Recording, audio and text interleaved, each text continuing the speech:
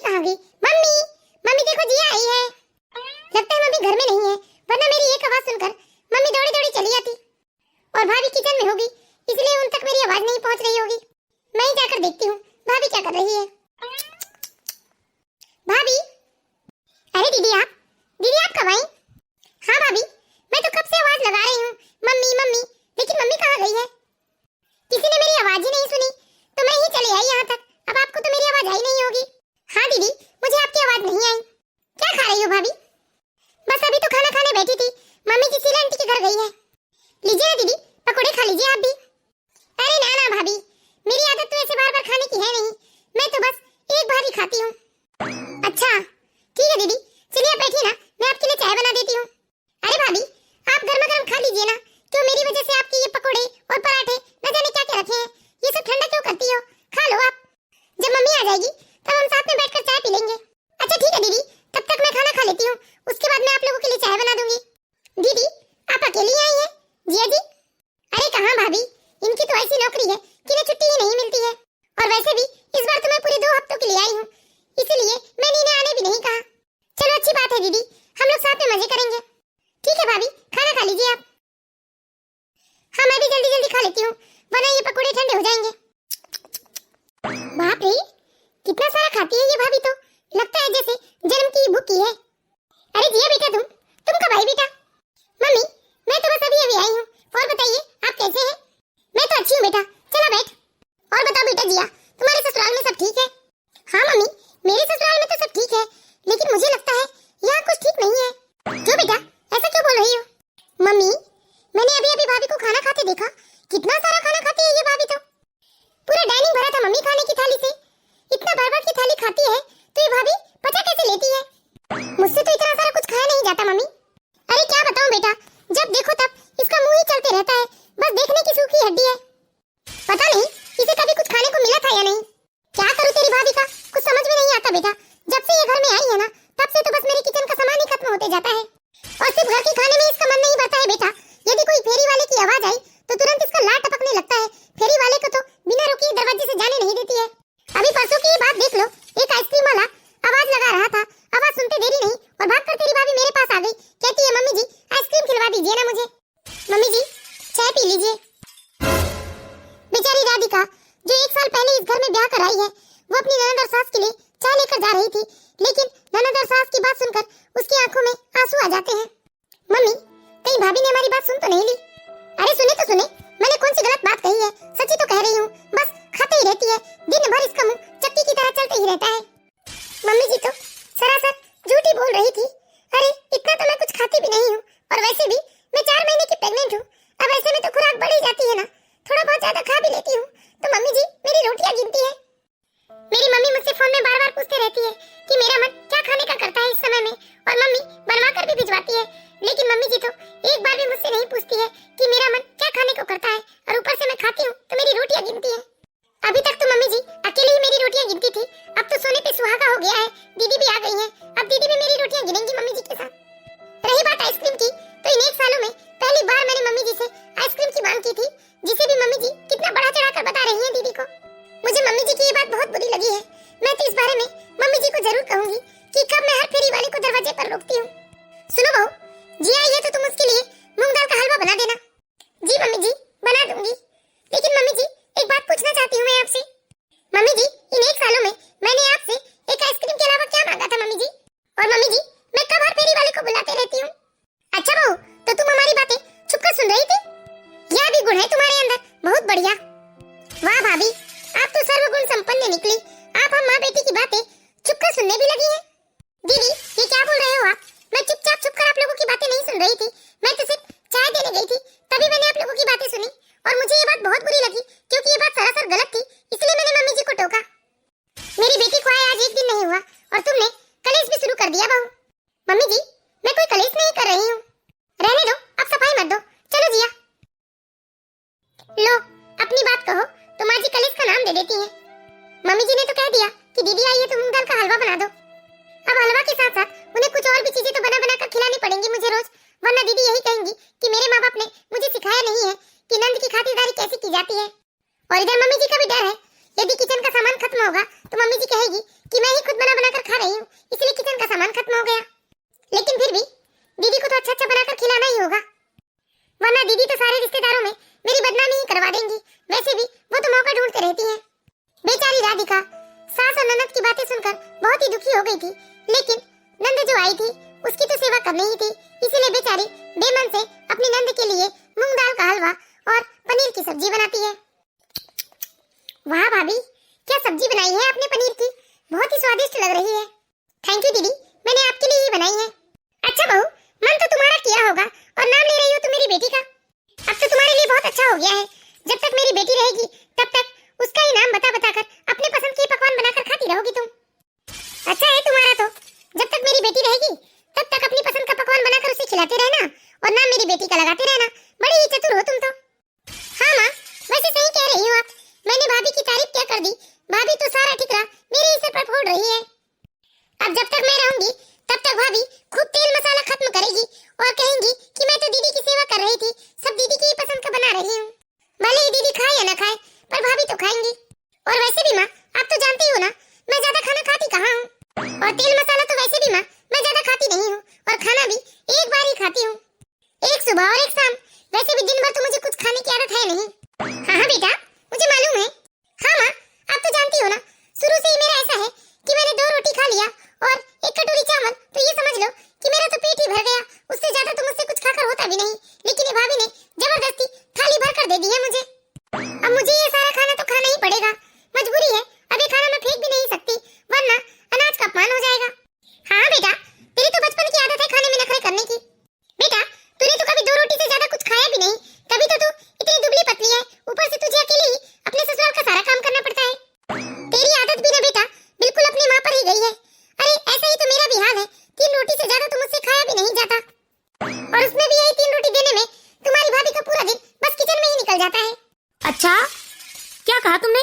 अरे मैंने तो कभी तुम्हें 3 रोटी खाते ही नहीं देखा। देखो जी, आप बीच में मत बोला करो। अरे मैं तो 3 ही रोटी खाती हूँ, उतने में ही पेट भर जाता है मेरा। अब बहू जबरदस्ती रोटी रख देती है थाली में, तो मैं क्या करूँ, फेंक भी तो नहीं सकती, वरना आपको ये अच्छा नहीं लगेगा। आप ही 4 बात सुनाएंगे मुझे, और वैसे भी बहू की बात के आगे तो आपको हमारी बात सुननी ही नहीं है। नहीं नहीं उमा, सुन ली मैंने, चिंता ना करो, इस बार तो मैंने तुम दोनों की सारी बातें सुन ली है। एक काम करो बहू, तुम्हारी ननद तो 2 रोटी खाती है और वह भी दिन भर में 1 बार खाती है, और तुम्हारी सास तो 3 रोटी खाती है। तो एक काम करना, आज के बाद तुम अपनी ननद और सास के लिए सिर्फ गिनकर 5 रोटी ही सेकना, लेकिन मेरा, तुम्हारा और दीपक का पूरा खाना बनाना बहू। ठीक है ना बहू, याद रहेगा ना? अरे इन दोनों माँ बेटी के लिए सिर्फ 5 रोटी ही सेकोगी तुम। ठीक है पापा जी। बहुत अच्छा किया पापा जी ने, इस घर में एक पापा जी तो है जो मुझे समझते हैं और मेरा साइड लेते हैं, वरना ये माँ बेटी तो बस मुझे परेशान करने का मौका ढूंढते रहते हैं। अब तो मैं पापा जी की बात मानूंगी और इन दोनों माँ बेटी के लिए सिर्फ 5 रोटियां ही सेकूंगी, क्योंकि पापा जी माँ बेटियों की आदत अच्छी तरीके से जानते हैं, इसलिए पापा जी मेरी साइड लेते हैं। बस सुबह हो जाए, देखना मैं 5 ही रोटियां सेकूंगी माँ बेटी के लिए। क्या हुआ राधिका, किसी बात को लेकर परेशान हो क्या? नहीं जी, ऐसी तो कोई बात नहीं है। अच्छा सुनो राधिका, तुम ऐसी अवस्था में दिन भर सिर्फ काम ही मत किया करो, थोड़ा बहुत तुम्हें आराम भी करना चाहिए। इस समय तुम्हें अपने और अपने होने वाले बच्चे का भी ख्याल रखना है। हाँ जी, सब कुछ अच्छे से चल रहा है, ऐसी तो कोई परेशानी नहीं है। घर के काम काजों के लिए तुम थोड़ा बहुत दीदी और मम्मी की भी हेल्प ले लिया करो। अरे नहीं जी, काम काज की तो कोई परेशानी नहीं है, छोटा सा तो परिवार है हमारा और घर में होता ही है क्या काम। अच्छा ठीक है राधिका, चलो तुम आराम करो, मुझे ऑफिस की कुछ जरूरी फाइल कंप्लीट करनी है। ठीक है जी, आप भी जल्दी सो जाइएगा। राधिका का पति दीपक राधिका से बहुत प्यार करता था और राधिका की चिंता भी करता था, लेकिन राधिका कभी भी अपनी ननद और सास की बातों को अपने पति को बताकर उसे दुखी नहीं करना चाहती थी।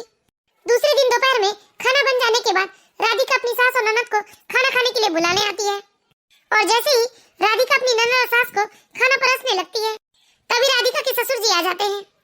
अरे राधिका बहू, ये क्या किया तुमने? मैंने तुमसे कहा था ना कि तुम्हारी सास और ननद तो ज्यादा खाना खाती नहीं है, उनके लिए सिर्फ 5 रोटी सेकनी है, और तुमने ये इतने सारा खाना दे दिया इन्हें। अभी के अभी ये थाली लेकर जाओ बहू, और तुम्हारी सास को 3 रोटी और तुम्हारी ननद को 2 रोटी वाली थाली लाकर परसो, वरना बेचारे मजबूरी में खाना खाते हैं, क्योंकि अनाज का अपमान भी नहीं कर सकते। जी पापा जी, मैं अभी ये थाली लेकर जाती हूँ। सही कहा ना बेटा जी हमें, जब तुम्हें 2 रोटी खाने की आदत है तो तुम इतना सारा खाना खाओगी तो बीमार नहीं हो जाओगी, और तुम्हारी माँ को 3 रोटी खाने की आदत है। अब आज से ना मैं तुम लोगों की सेहत की बहुत ध्यान रखूंगा, अब से मैं सामने से तुम्हें 2 रोटी और तुम्हारी माँ को 3 रोटी ही खाने दूंगा। लीजिए मम्मी जी, दीदी खा लीजिए, मैंने आपको 2 रोटी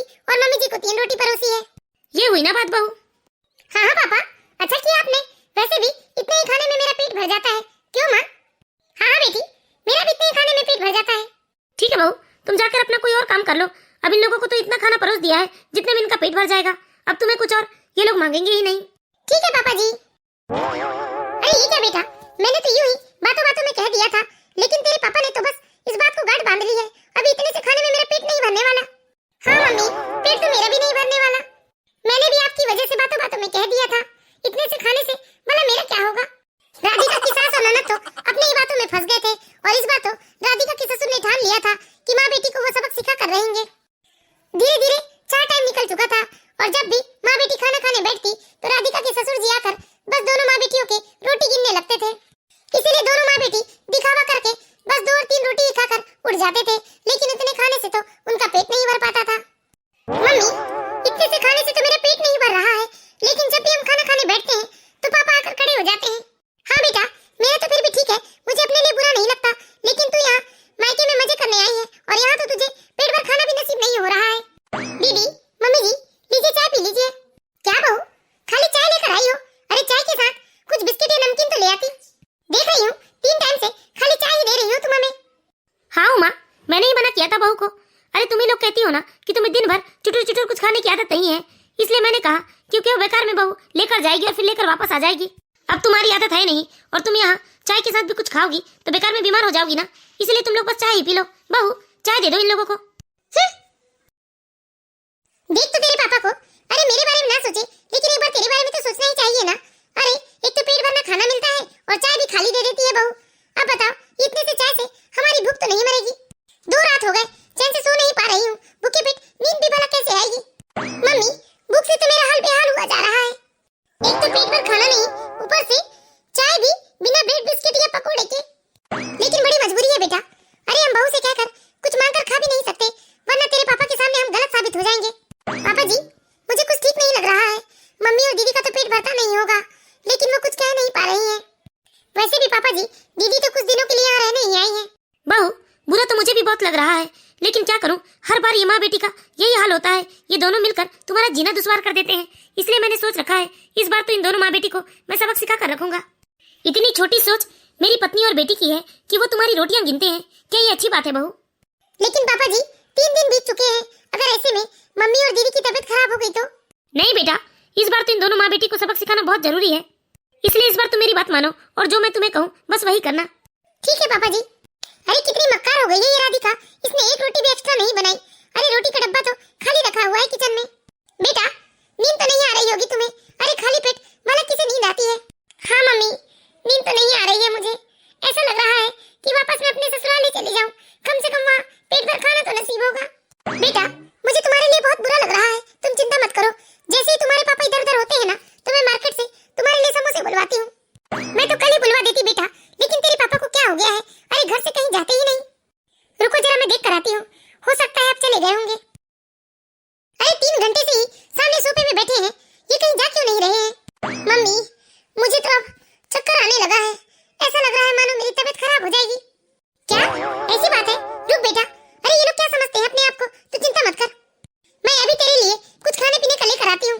मैं भी देखती हूँ कौन रोकता है मुझे। अरे ऐसे कैसे मैं अपनी बेटी को अपने ही सामने भूख से तड़पती हुई देख सकती हूँ? अरे मैं खिलाऊंगी अपनी बेटी को, देखती हूँ मुझे कौन रोक सकता है। अरे अरे उमा, ये क्या कर रही हो तुम?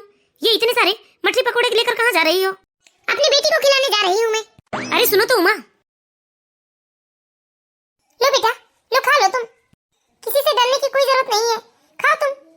अरे अरे उमा, ये क्या कर रही हो? क्यों जबरदस्ती खिला रही हो बेचारी जिया को?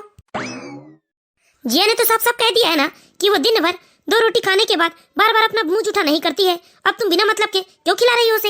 हाँ पापा, मुझे कोई भूख नहीं लगी है, वो तो माँ बेवजह परेशान होती है, मैंने तो माँ से कुछ नहीं मांगा खाने को। हाँ बेटा, तुम्हारी माँ तो बेकार में ही परेशान होती है। बहू, ये प्लेट लेकर जाओ। बेटा, मैं जानती हूँ तुम्हें भूख लगी है, ये खा लो तुम, बहुत हो गई सबकी नौटंकी, बहुत देख लिया मैंने। अरे 10 दिन के लिए तो तू आई है और 3 दिन तो ऐसे ही भूखे निकल गए तेरे। अगर ऐसे ही रहा तो तू कमजोर हो जाएगी बेटा, फिर मैं तेरे ससुराल वालों को क्या मुंह दिखाऊंगी। अब बस मैं इन लोगों को अपना असली रूप दिखाती हूँ। बहू, अभी के अभी जाओ और कम से कम 10 तरह के पकवान बना कर ले आओ। क्या? ये क्या बोल रही हो उमा? कौन खाएगा इतने सारे पकवान? अरे मैं खाऊंगी, मेरी बेटी खाएगी। क्यों? तुम्हारी बेटी ने तो साफ साफ मना कर दिया है कि वो एक ही टाइम खाती है। सीधे सीधे कहो ना उमा। अरे तुम्हारी ये जुबान लंबी हो रही है, तुमसे भूख बर्दाश्त नहीं हो रही है, सब समझता हूँ मैं। हाँ हाँ, नहीं हो रही है मुझसे भूख बर्दाश्त, मुझे भी चाहिए और मेरी बेटी को भी चाहिए। क्या कर लोगे आप? अब इंसान है तो खाना खाएंगे ही ना। ऐसे ही कोई हवा पानी पीकर जिंदा रहता है क्या? अरे 2 रोटी से किसी का पेट भरता है क्या? अरे चलो, उसने बातों बातों में ही कह दिया तो आपने उसकी बात पकड़ ली। बेचारी मेरी बेटी 3 रात से भूखे पेट ही सो रही है। क्यों? तुम्हारी इस बेचारी ने ही तो कहा था कि 2 रोटी से ज्यादा तो कुछ खाती नहीं। तुम ही लोग कह रही थी ना कि बहू बहुत ज्यादा खाना खाती है और तुम लोग सिर्फ दिन में 1 बार खाना खाती हो। फिर तुम लोगों को भूख कैसे लग गई? देखिए जी, मैं आपसे ज्यादा बहस नहीं करना चाहती। और बहू, तुम भी सुन लो, खबरदार जो आज के बाद तुमने मेरी और मेरी बेटी की थाली में गिन के 2 या 3 रोटियां डाली, आज से हम लोगों को भी भरपेट खाना देना तुम। अरे इंसान है, खाना नहीं खाएंगे तो जिंदा कैसे रहेंगे?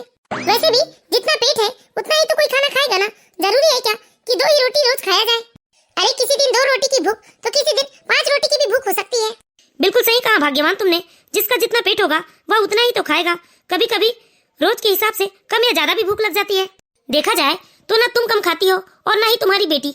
अरे तुम लोगों को जरा भी शर्म नहीं आती कि घर की बहू के खाने में तुम नजर डालती हो, और वैसे भी इस समय वो गर्भवती है।